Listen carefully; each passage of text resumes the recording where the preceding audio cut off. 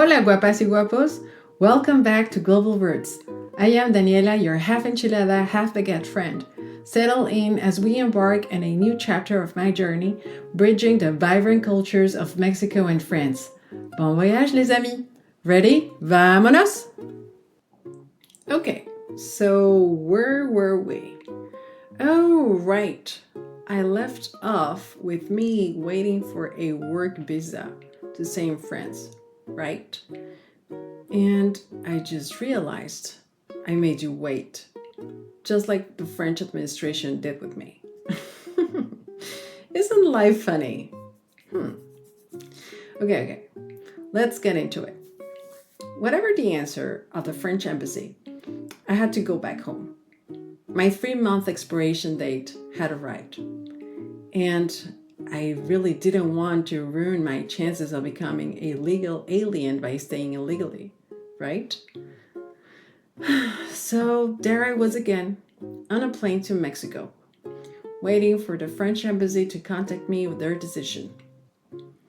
But it was probably best that it happened like that, because now that I think about it, it felt good to be back home, especially given the circumstances. I was in a place I knew with people I cared about and could count on. It was tough not having any news whatsoever while waiting. No real information on the status of my dossier, nothing. I even started stalking the staff of the French embassy in Mexico with calls pretty much every day. And I don't know if it was a coincidence, but even Mexicans working there sounded and acted like the French would. No offense, just an observation, that's all. I could have just waited around during that time, being a good couch potato and all. But instead, I decided to make the best of it and spend some quality times with my parents. We decided to take a road trip to northwestern Mexico to visit one of the wonders of this amazing country, Las Barrancas del Cobre. It's a special trip. You get to do it by train, which, unlike in Europe, is quite rare in Mexico. The Cobre Canyon is a series of canyons with a copper green color, hence the name. To give you an idea of the size, it is larger and deeper than the Grand Canyon in the United States. So it's basically massive. We rode the magnificent Chepe, the legendary train that had remained ever since Porfirio Diaz was ruling the country. The whole thing is quite unique, not only because of the landscapes, but also because of the cultural imprint of the area. It was a super trip, definitely worth doing.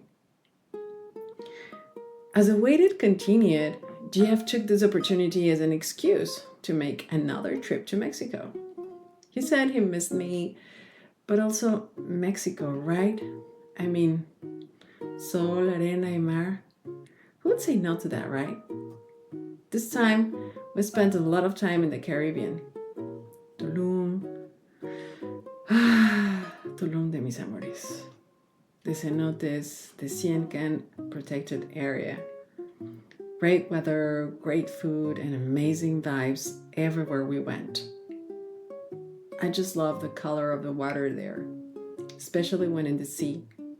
It is so beautiful, and if you get lucky to be there when it is not crowded, it can be really peaceful.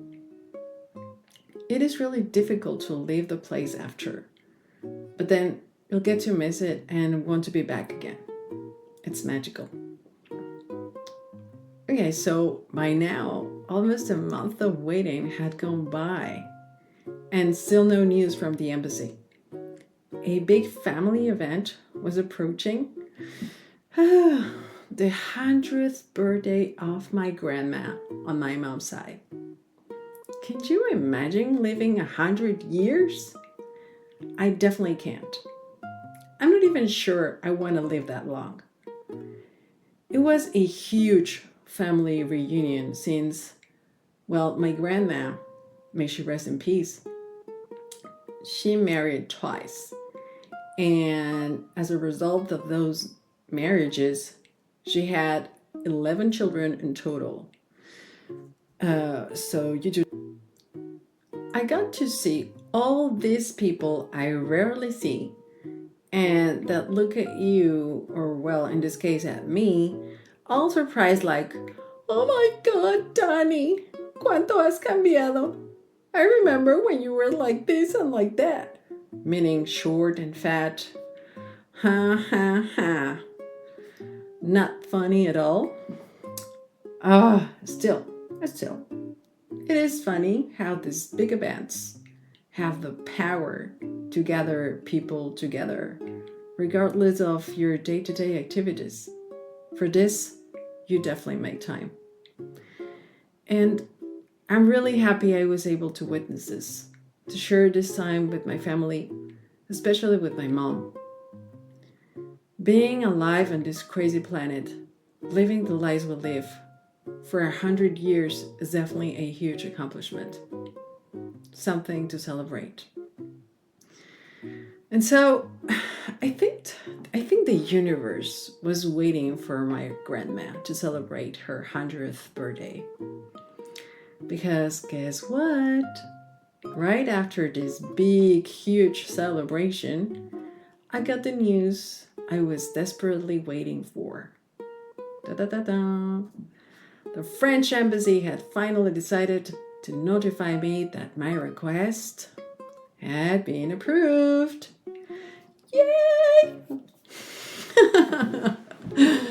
Oh, sorry, I don't know where that came from, but it was really happy. I mean, I was going to finally get my visa. The so long waited visa. Yeah, baby. What a fucking victory. After all the things I had to go through. Really, really, really happy. Really thrilled. I danced and jumped and down all over. And then, just a few moments later, it also hit me. I was leaving for good. My family, my friends, mi Mexico. Ay, ay, ay, ay. Oh, damn it. Life is such a big paradox. I don't know. I guess I was somehow waiting for this moment to leave the nest, to be really independent. But as much as I wanted this, I also felt this empty hole in my gut. It was a mix of excitement and fear at the same time. You have probably felt it too. Well, of course, Jeff was super happy with the news. I mean, poor guy, he didn't know if I was going to come back to France, even if I received my visa. Because, well, if you think about it, I got to go back home. And perhaps during that time, I would realize in a more conscious way what I was going to be leaving behind. But luckily for him, I didn't. Or I guess I just had a different lens through which I was looking at life from at the time.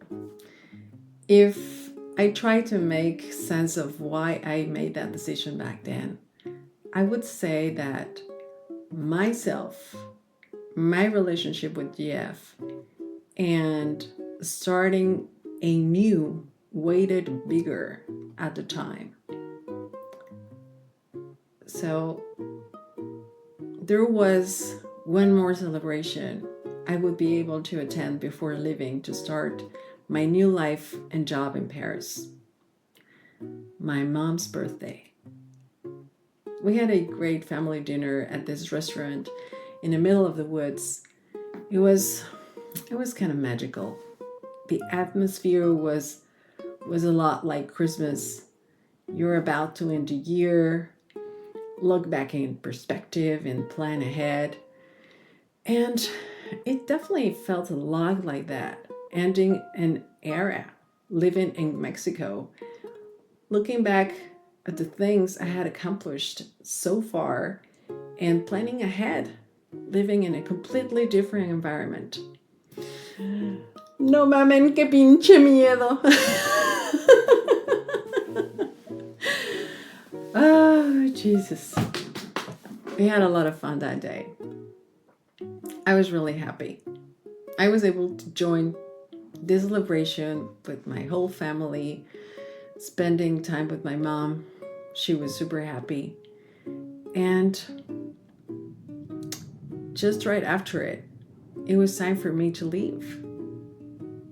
I packed my things, and there I was again, on a plane to Paris, starting a new job in this French company that had been acquired by a Spanish group and had offices in the United States. There you go. That's why they needed someone who spoke 3 languages. And I was going to be their new bid manager.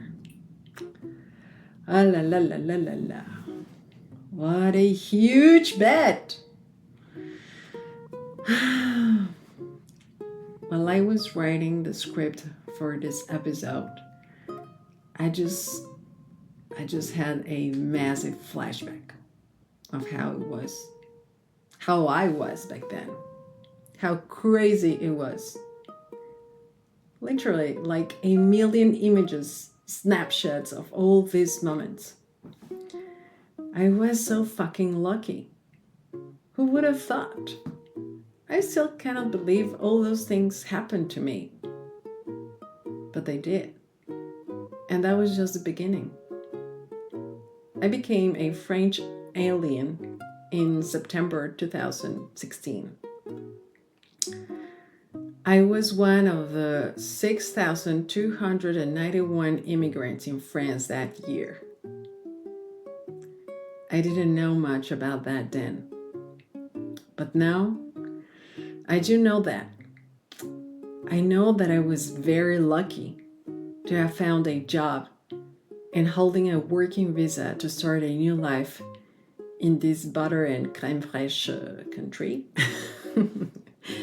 Just kidding. It is so much more than that. So, there you go. My destiny was sealed by the French embassy. Now, stay tuned, because I will be back next week with more of my French adventure, navigating Paris not only literally, but also emotionally.